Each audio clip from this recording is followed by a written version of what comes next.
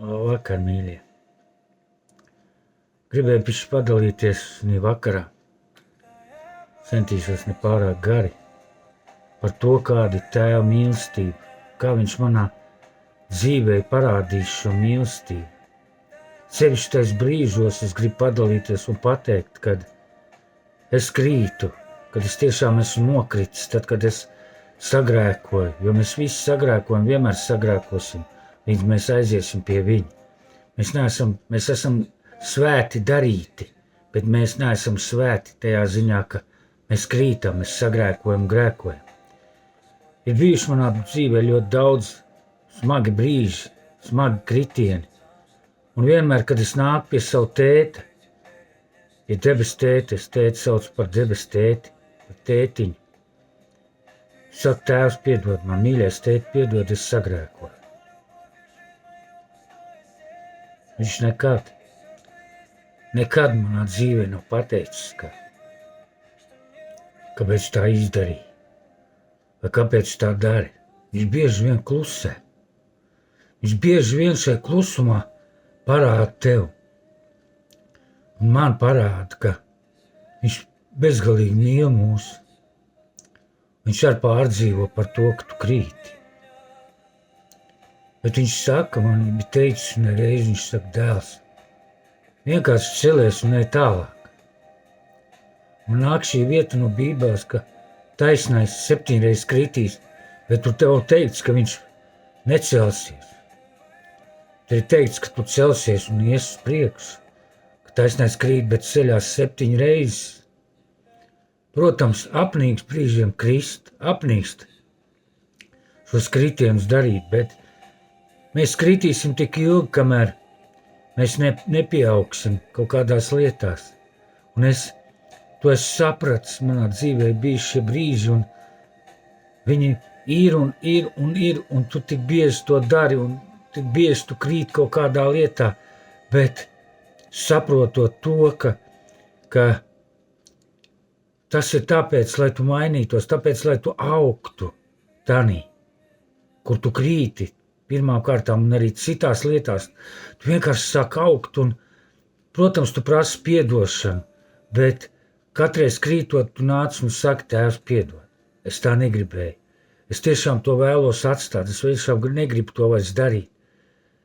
Un atkal tētis, viņš neko nesaka. Viņš atkal saka, celies mans bērns un nāc manā tūmā, nāc tev apskaušu.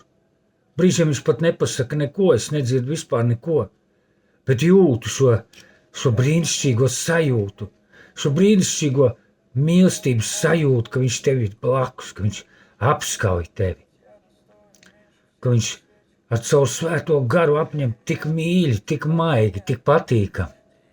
Piedodiet, es emocionāli runāju, bet es to jūtu, tā tas ir. Tas ir tik brīnišķīgi sajūta, kāpēc mēs bieži vien rūpējamies par tiem bērniem, kuri ir slimi, kuriem ir kaut kādas problēmas, un vairāk par viņiem gādājam.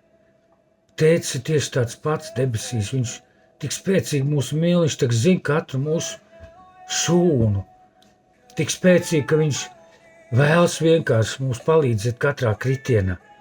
Viņš pārdzīvo par katru mūsu kritienu. Viņš katreiz mūsu asaras noslauka, viņš katreiz apmīļo, apsien un vienmēr saka, ej uz priekšu. Neguli tajā peļķē, tajā kritienā, kurā tu esi nokritis. Celies un ej tālāk. Un es ļoti daudz, kur uzvarējis. Ļoti daudz lietas es uzvarējis tikai tāpēc, ka tētis tik pacietīgs. Viņam nav robežu pacietībai, viņam nav žēlstībai robežu. Reliģija vienkārši mūs māna, ka tu kritīs, ka tagad tēvs tevi sitīs par to. Tev vistīrākie meli. Kurš kārtīgs vecāks savam bērnam darīs pāri, zinot to, ka viņš tikai mācās nekrist. Tāpat arī mūsu debes tēvs, viņš tik mīlošs. Viņš zina katru mūsu kritienu, viņš zina, ka tu kritīsi reiz vienmēr. Man mācība ir tā, ka šis atklāsme par to, ka viņš vienkārši ļauj mums krist tik, cik vajag. Apzināti, neapzināti. jo tu pēc sava garīgā auguma krīti. Nevis pēc tā, ka to gribi varbūt. Varbūt arī gribi brīžiem, jo bērni ir palaidnīgi, viņi brīžiem dara speciāli. Bet vienalga viņš dziļi sirdī to nožēlo. Un tāpēc es zinu, ka, kad es krītu un atkal ceļos, bieži vien tas tik spēcīgi apnīks, ka tu pārstāji to darīt. Vai tu pieaudz tik augstu jau, ka tev vairs to nevajag, vienkārši tu aizmirst par to, vai vienkārši tas tev atkarīt, tāpēc, ka tu izgāji tam procesam cauri.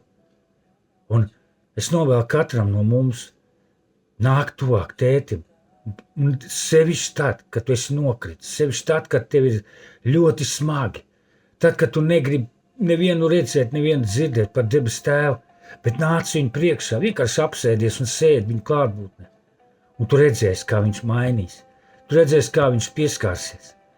Tas tik brīnišķīgi. Paldies visiem! Esmu svētīti!